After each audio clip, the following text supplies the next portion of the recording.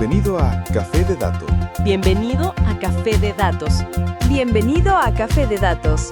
Bienvenido a Café de Datos, el podcast de Datlas.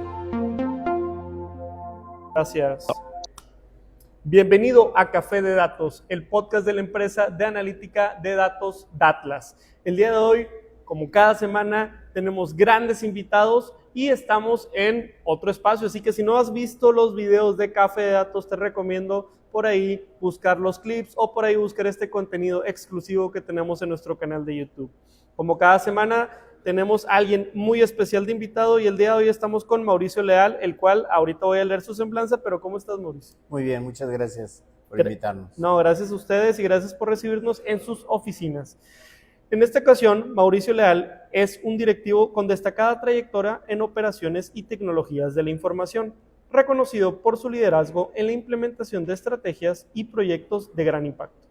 Como Operation Director, CTO en CIA, fue instrumental en el desarrollo de la primera inteligencia artificial center en la región y gestionó con éxito el programa ProSoft, que atrajo una inversión de $2 millones. Su experiencia previa en Honeywell en roles como IT Manager incluyó la gestión de ciberseguridad y la implementación de controles internos de TI.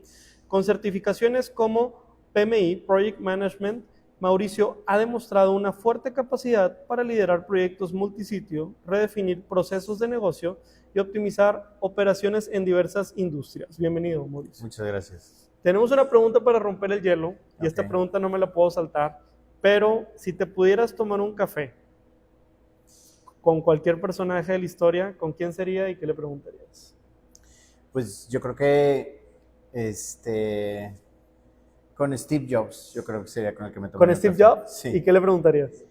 Pues básicamente, y yo creo que es el reto que siempre tenemos en estos temas tecnológicos, es si la necesidad existe o la creamos, ¿no? Entonces, yo creo que él precisamente fue un visionario en crear una necesidad donde no pensábamos que existía, ¿no? Con los teléfonos inteligentes y con todos los productos de Apple, ¿no? Estoy más de acuerdo, ¿verdad? En una conversación. Yo también me gustaría saber qué pensaría él hoy de la inteligencia artificial y sobre todo cómo ve que Apple Intelligence ahí se está quedando medio atrás, ¿verdad? Pero sí. No sé, ¿tú qué opinas en eso? Pues mira, yo creo que no, digo, a final de cuentas, hoy yo creo que Apple igual tiene grandes competidores, ¿no? Como OpenAI, ¿no? Por ejemplo, o todo lo que está haciendo Facebook, Meta. Pero bueno, al final de cuentas, yo creo que toda la tecnología que ellos han desarrollado en Apple, al final de cuentas se han vuelto dispositivos que nos permiten acceder a muchas tecnologías y muchos desarrollos. Entonces, digo, probablemente no está haciendo mucho en IA per se, pero pues finalmente consumimos toda su tecnología. Estoy de acuerdo. Muy bien, Mauricio. Oye, vamos a entrar al tema. Platícanos sobre el CIA y lo que quiero que me platiques específicamente es cuál crees que es o cómo definirías el papel del CIA en el ecosistema tecnológico de Nuevo León.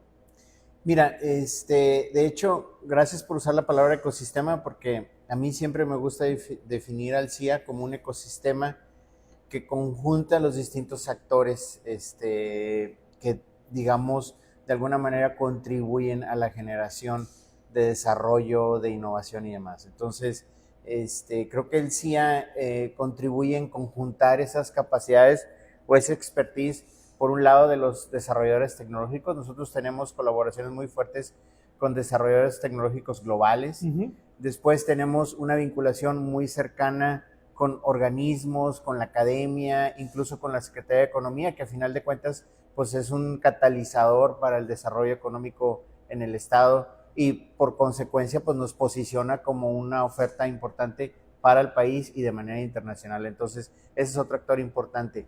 Y una lección aprendida que yo te puedo contar, porque yo estuve aquí desde la fundación, es que al principio cuando nos preguntaban, oye, ¿qué puedes hacer con IA? Decíamos lo que sea. Y decir que puedes hacer lo que sea con IA, pues es decir que tampoco puedes hacer nada. Entonces, otro actor muy importante del ecosistema son aquellos actores o empresas especializadas en un rubro en específico, por decirte algo. Expertos en drones, expertos en redes privadas 5G, expertos en ciberseguridad. Todos ellos son actores que juegan un rol importante en este ecosistema de inteligencia artificial. Y bueno, yo creo que otro rol importante es no casarnos con una sola tecnología, definirnos como agnósticos. No, muy completa, muy buena visión. Me queda muy claro que ya llevan años acá. Por ejemplo, haciendo memoria, recuerdo mucho una escena en la que estuve en el C4, que es un centro de coordinación de seguridad por acá en el municipio de Monterrey. Y bueno, fue impresionante ver primero que nada toda la infraestructura de cámaras, ¿no? Y luego que te hacen un ejercicio como encontrar a un muchacho con una gorra roja entre estas calles, estas horas. Yo pienso, ¿no? Detrás de todo eso, la inteligencia artificial, pues obviamente amplifica la cantidad de oficiales, policías que un gobierno puede tener. No me imagino lo que puede hacer en la empresa, no me imagino lo que puede hacer también en casos de industria como manufactura, como retail. Platícanos a ti, ¿qué te ha tocado vivir desde el origen de este centro y de este ecosistema? Algunos casos concretos que de manera anónima o de manera pública nos puedas platicar. Mira, algunos ejemplos, voy a hablar de dos en particular. Uno de ciencia de datos y otro de visión por computadora. Hace un par de años desarrollamos un proyecto para una empresa del sector de manufactura, en donde ellos utilizan unos herramientales que les llaman guías y dados para un proceso de extrusión de plásticos. Y esos herramientales o esas guías sufren desgaste. Obviamente estamos hablando de guías por los que pasa un plástico calibre milimétrico, ¿no? Milésimas de pulgada. Entonces, ellos necesitaban poder tomar medidas muy precisas de esos herramientales para saber si estaban en condiciones de seguir siendo utilizados, ¿no? Entonces, por darte un ejemplo, ahí tuvimos que instalar una cámara de 25 megapíxeles, todo un sistema de control, de neumática, de electrónica, para poder ofrecer un sistema de medición que redujera de 5 horas a minutos la inspección de esos herramientales. Ese proyecto, su retorno de inversión fue menor a un año. Y otra cosa que puedo decir de estos, vamos a decir, efectos colaterales, es que cuando hacíamos la inspección de esos herramientales, si la medida no salía bien, nos dábamos cuenta que era porque el herramiental estaba sucio. Entonces el cliente también se dio cuenta que no estaba limpiando bien los herramientales y eso también podía provocar un problema de calidad, ¿no? Entonces es un ejemplo de cómo aplicamos la visión por computadora. Y en el tema de ciencia de datos, a mí esta historia siempre la comparto porque el proyecto se llamó History Adjuster, ¿no? O sea, ¿cómo lo traducen en español? Pues básicamente ajustabas la información histórica de los datos, ¿no? Y era para una empresa de retail. Y yo me acuerdo que cuando nuestro doctor estaba en ese proyecto, yo, digamos, en mi visión, vamos a decir, más de cliente final, decía, es que ¿por qué estás manipulando la información, no? O sea, ¿por qué estás ajustando esos datos? Y entonces el cliente decía, es que para mi planeación de la demanda, esos picos, esas anomalías en los datos no me sirven para tomar decisiones de pronóstico. Y yo le decía, bueno, ¿y cuáles son esos picos?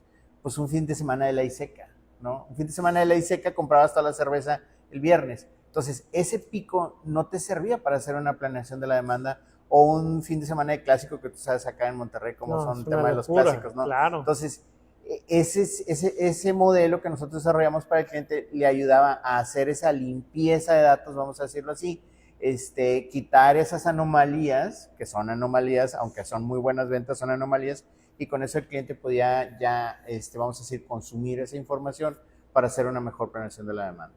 Órale, oye, son casos muy interesantes. Digo, la planeación de la demanda, siempre que vas al supermercado, para quien nos escuche, pues seguramente ves anaqueles a veces llenos y a veces vacíos.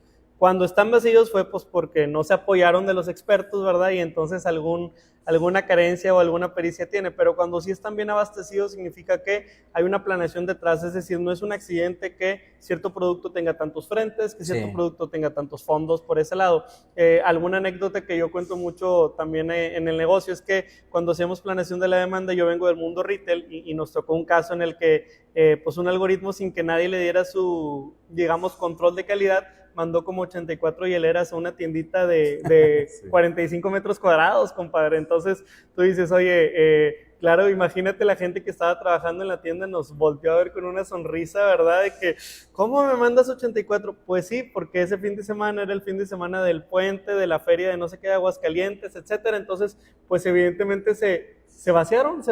las que había en la tienda y entonces no supervisó bien. Pero Ahora, si me permites otro ejemplo, Claro. yo, y a la audiencia, pregúntense cuándo es la última vez que se encontraron un cajero automático sin dinero, ¿no? Y es rarísimo encontrarse un cajero automático sin dinero.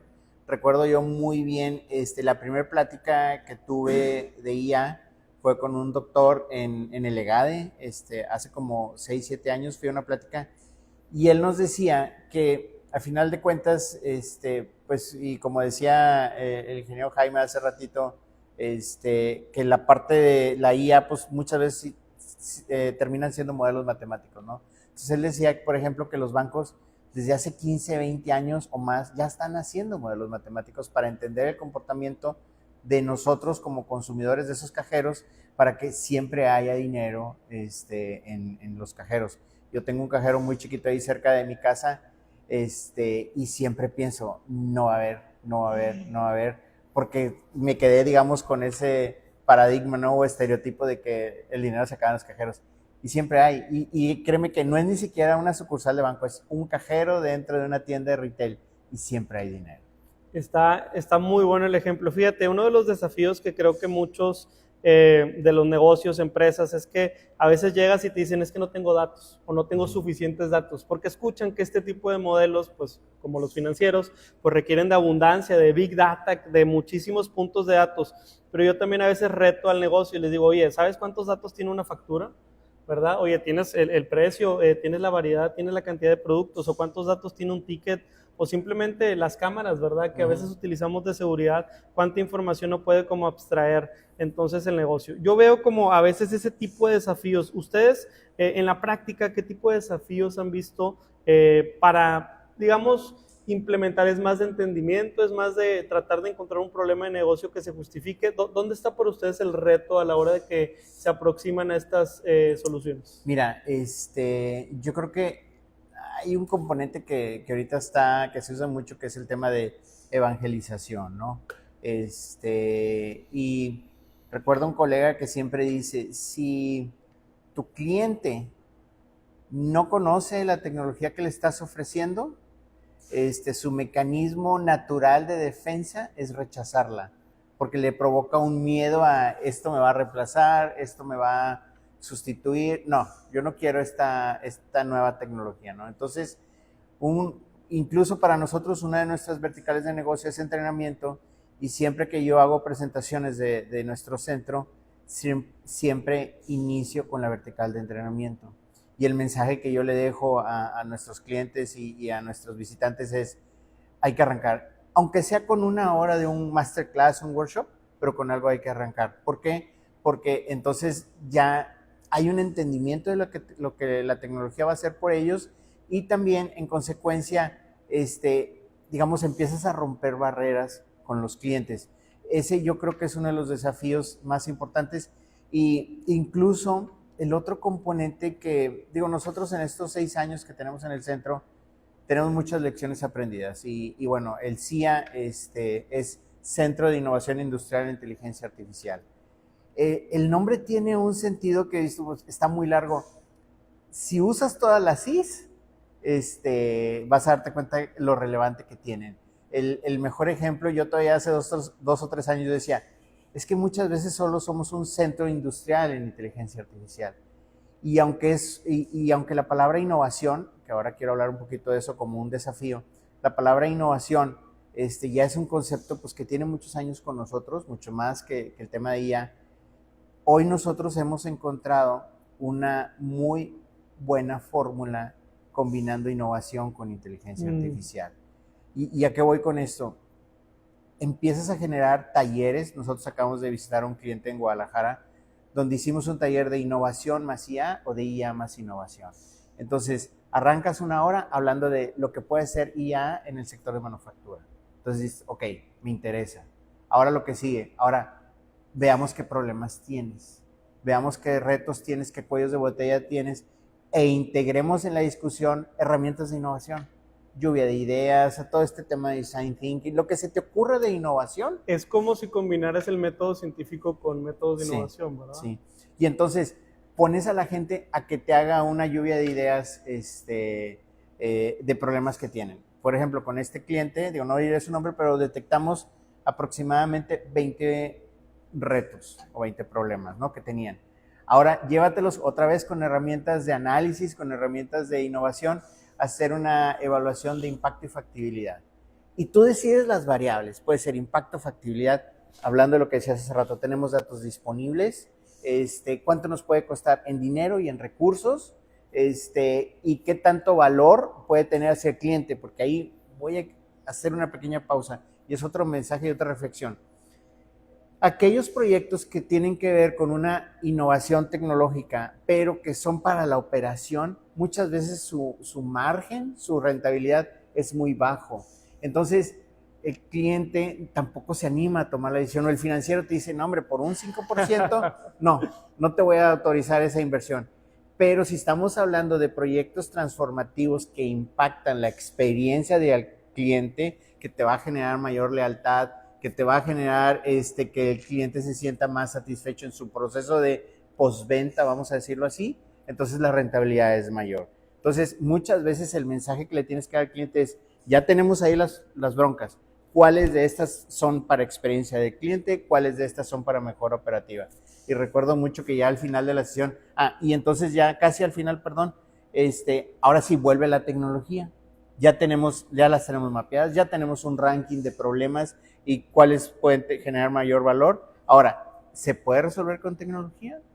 Aquí está el CIA que te puede ayudar. Me acuerdo mucho que el director general ya al final hasta me hacía bromas porque me decía, Mauricio, ¿se te abren los ojos cuando una de estas oportunidades tú la puedes resolver, ¿no? Y sí, a final de cuentas, porque muchas veces esas mejoras son cambios en procesos, donde no necesariamente requieren tecnología.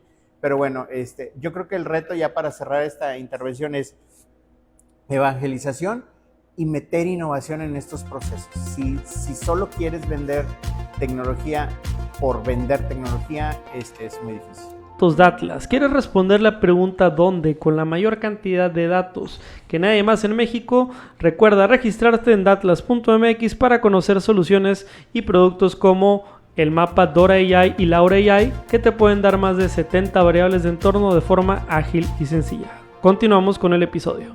No, hace todo el sentido. Mira, nosotros también desde que comenzamos con Datlas nos hemos dado cuenta que esos modelos de caja negra que muchas veces se conocen en la industria como un modelo que no puedes explicar, simplemente te da dentro de muchos atributos resultados porque tú le metes datos a una caja, pues no es lo que necesariamente atiende el problema, ¿no? Toda la parte de la innovación, si quieres realmente mejorar la experiencia de un cliente, pues tienes que tener algo de interpretabilidad, tienes que poder dar a entender por qué funciona y cuáles son como estos motivos. Me parece que también otro mensaje importante que rescato de lo que dices es el método científico y la parte académica no está peleado necesariamente con la innovación. O sea, ustedes ya encontraron en este ejemplo una manera de hacerlo híbrido y realmente eso es como un punto de partida. Si hoy tú estás en un negocio en el que no tienes rastro de que hay innovación en inteligencia artificial, has batallado para que te acepten ese nuevo código, para que te acepten ese proyecto de Python, etcétera, ¿por qué no empiezas con algo como lo que nos está sugiriendo Mauricio, no?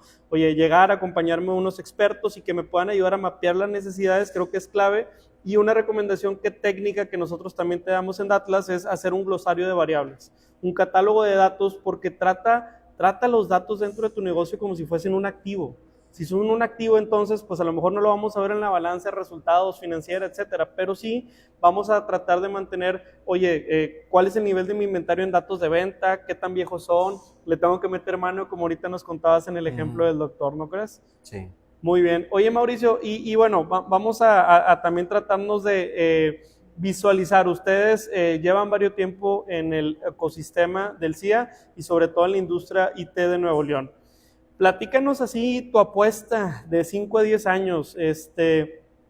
Hay muchas tendencias ahorita, ¿cuáles se quedan? ¿Cuál crees que se van? ¿Realmente por dónde ves de 5 a 10 años esto?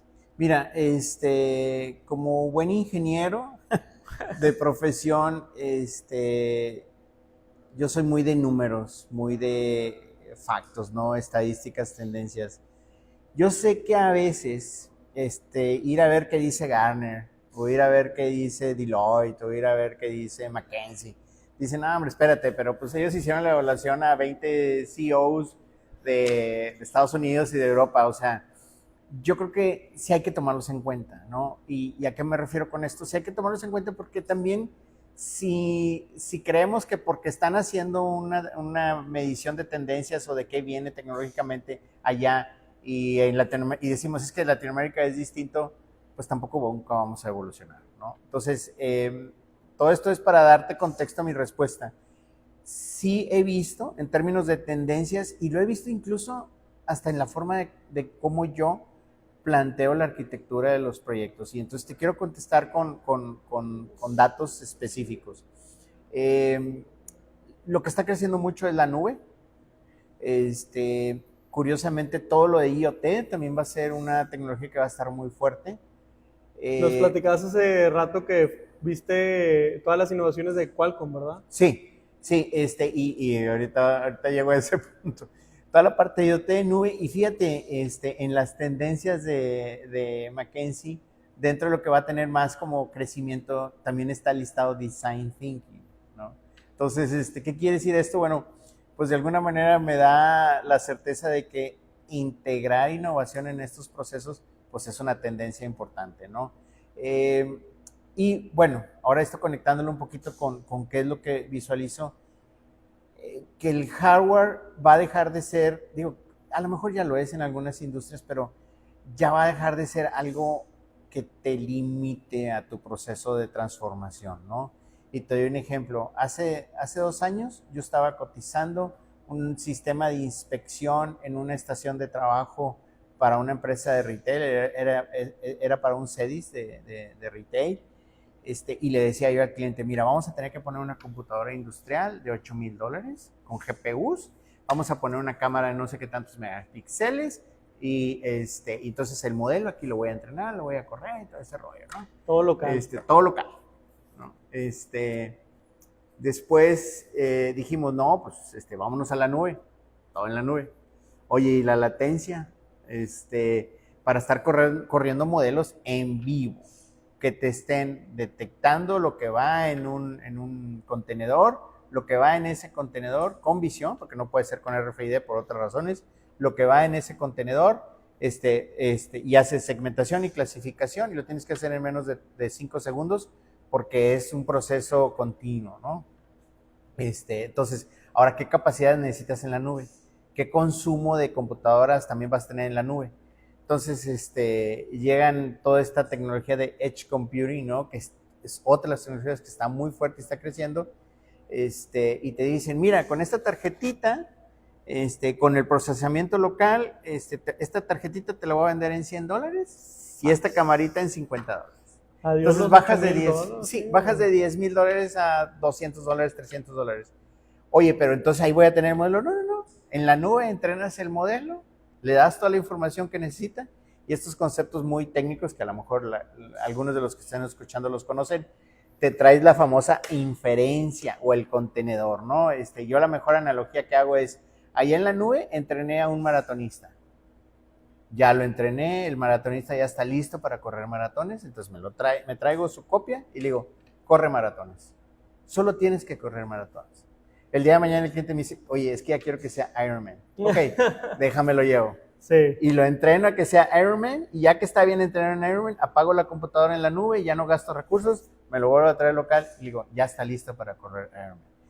Eso es lo que está cambiando. Entonces, en realidad, el valor ya no está en esas grandes inversiones en hardware, sino en la aplicabilidad o en el beneficio de desarrollar tecnología con soluciones, ¿no? Entonces, y bueno, es parte del valor que también nosotros detectamos, es estar cerca de quien está desarrollando tecnología, porque eso también otra reflexión, nosotros que hacemos mucha integración y que me preguntaba sobre Qualcomm está desarrollando, y Qualcomm tiene 80,000 personas haciendo desarrollos, pero Qualcomm dice, oigan, clientes, acá estoy, vengan a conocer nuestra tecnología. Entonces, creo que eso es también una tarea importante nuestra, es estar cerca de ellos para estar viendo qué está pasando y qué puedo traer, ¿no?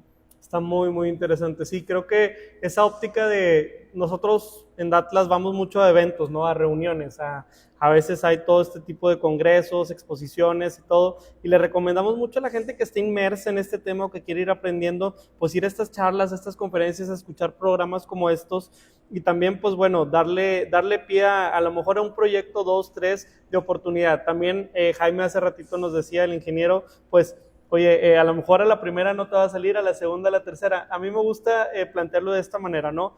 Los proyectos de tecnologías de información tienen la particularidad de que muchas veces ya tienen como features o ya tienen algunas, digamos, metas que tienes que lograr muy específicas. Pero por otro lado, no sé si coincides conmigo, pero los proyectos de inteligencia artificial tienen al principio una tendencia un poco más exploratoria, ¿no? Sí. Entonces, ahora que decías, oye, ¿cómo migro de tener a este corredor, ¿verdad? Maratonista y ahora un Ironman? Pues de cierta manera voy a tener que pasar por iteraciones, por prácticas. Entonces, a veces estamos acostumbrados en los negocios a querer ver un resultado inmediato, pero creo que también parte del proceso de innovación es prototipar, y entonces te quería preguntar, para la gente que nos escucha, ¿cómo al interior del negocio deberían de comunicar ese espacio para prototipar, ¿no? Sí, bueno, mira, de hecho, nosotros ya vivimos eso como centro, y la referencia fue la pandemia. Nosotros empezamos operaciones en 2019, a finales de 2019, principios de 2020, antes de que la pandemia entrara con todo. Yo te puedo decir que estábamos, desde nuestra experiencia, probablemente haya información estadística que muestre que es distinto, pero estábamos en la parte inicial de la famosa, esta curva de Hyde, ¿no? Entonces, yo te puedo decir que a nosotros nos compraban los proyectos sin prototipar y sin probar concepto. Se viene la pandemia, nos da una súper sacudida, y yo lo que veo es cómo se cae, y el cliente nos empieza a decir, o los clientes nos empiezan a decir, oye, no sé si esto va a jalar. Entonces, vamos a prototipar, vamos a probar. Entonces, en nuestro modelo de negocio lo modificamos para integrar dos cosas: pruebas de concepto y prototipos, y lo que te contaba hace rato de innovación. Ese ya nosotros le llamamos nuestro ciclo de transformación. Entonces, nuestro ciclo de transformación incluye primero ideación o innovación, valorar esas ideas, ver si tienen un componente tecnológico, meterlas en un mapa de ruta, y ahora sí vamos a prototipar. Y aquí el tema del prototipo, y voy a regresar un poco a lo que hablabas de la parte de iteración, ¿no? O de exploración. Ese es el reto más grande que tenemos. ¿Por qué? Porque el cliente a veces quiere ver resultados en un mes. Sí. Y a veces, y bueno, en Datlas me imagino que eso sucede. O sea, el análisis exploratorio de los datos es de un mes o 2 meses quizá, y empieza la iteración. Entonces, pero también el mercado no te aguanta un año. No. O sea, Se desespera. Y entonces sí también tenemos nosotros que ser muy conscientes, vamos a decirle al cliente, mira, a lo mejor todavía no estás listo para modelado. Vamos a poner orden en tus datos. Y entonces a lo mejor le dices, ¿sabes qué? Vamos a poner orden y vamos a que madure un poquito tus datos, y ahora sí empezamos a generar proyectos, ¿no? Y se vale. Y además no hay que sentirnos ni mal, ni criticados, ni juzgados. Se vale de pronto decir, ¿sabes qué? Hay que regresar un paso atrás, poner orden en los datos, dejar que se recolecte cierta información ya estructurada, ya entendible, y ahora sí, a lo mejor entramos con IA en el mes 4, 5 o 6, ¿no? Entonces, pero volviendo al punto de tu pregunta, nosotros le decimos al cliente que si vamos a prototipar o vamos a hacer pruebas de conceptos, no debemos de pasar de 6 meses. O sea, todo ese ciclo no debe ser de 4 a 6 meses. Y estadísticamente también lo he visto con sugerencias de McKinsey y demás, nos tenemos que enfocar hacia el cliente, número uno, hacia experiencia de los clientes, vamos a decir el customer centric, le llaman, ¿no? Claro. Ese es el enfoque, pero los desarrollos también tienen que ser muy cortos. Está excelente. Entonces, tengamos esa línea de pensamiento para toda la gente que nos escuche. Ya estamos llegando un poco al cierre también, Mauricio, aquí del episodio. Gracias a ti por tu tiempo, a todo el equipo por recibirnos, al ingeniero Jaime que también estuvo por aquí, también a Javier que nos ayudó a coordinar todo esto. Pero platíquenos, algún último consejo que le puedas dar a la gente que nos escucha para poderse adentrar a este mundo de la inteligencia artificial, para poder también a lo mejor entrar en contacto con ustedes. Bueno, yo diría hay que probar, hay que empezar a familiarizarse con las tecnologías. Afortunadamente, en esta era digital en la que nos encontramos, el acceso a la información es muy amplio. Incluso yo digo, a lo mejor ahí tendrás alguna audiencia que no le vaya a gustar mi comentario, pero yo me declaro fan del ChatGPT, o sea, súper fan, y pago la cuenta empresarial, y es una muy buena herramienta de trabajo para tener conocimiento a la mano sobre qué está pasando, sobre incluso hacer algún ejercicio y ayúdame a hacer un diseño de arquitectura de algo para visión, qué hay de este producto, de cualquier cosa. Y bueno, ¿por qué lo digo? Porque es como que un buen camino, empezar como a conocer las herramientas que hay disponibles. Y otro consejo también muy importante es, ahora sí que no forcemos la máquina, o sea, la IA y las tecnologías no todas son para todos. Va a haber empresas donde yo ahorita no necesito IA generativa, yo solo necesito un sistema para planeación de la demanda. Ok, en eso nos concentramos. Ya después vemos si lo automatizamos con un asistente virtual o cosas así. Entonces, ese sería mi consejo. Y otra reflexión, también, pues ya ves que se habla de que se pueden perder hasta 80% de los puestos actuales, ¿no? Por toda la evolución de la inteligencia artificial. Pues sí, probablemente, pero también se van a necesitar más del 90% de estos puestos reentrenados, ¿no? O el famoso reskilling, ¿no? Entonces, yo creo que otro consejo para la audiencia, pues, usen lo que tengan a la mano para estar entrenándose, para estar tomando talleres, pláticas, todo lo que sea necesario de qué está pasando con la IA. Perfecto, pues bueno, Mauricio, muchas gracias. Por último, ¿dónde los pueden contactar? Nos pueden contactar en contacto@cia.mx, y CIA es CIIIA.mx, y también tenemos una página www.cia.mx. Estamos a sus órdenes. Perfecto, pues bueno, desde por aquí, Monterrey, Nuevo León, particularmente desde el PIT, así que estamos también en Apodaca. Muchas gracias por contactarnos, gracias a César que se aventó aquí toda la producción y todas las tomas. Recuerden que la inteligencia artificial y los datos van mejor con café. A la próxima. Hasta aquí el podcast de hoy. Gracias por escucharnos. Puedes seguir disfrutando de tu café y aprendiendo de analítica de datos en nuestro blog, con más de 180 columnas acerca de analítica, emprendimiento y transformación digital. Visita blogdatlas.wordpress.com y disfruta del contenido. Finalmente, no olvides suscribirte a Café de Datos, el podcast de Datlas. Hasta la próxima.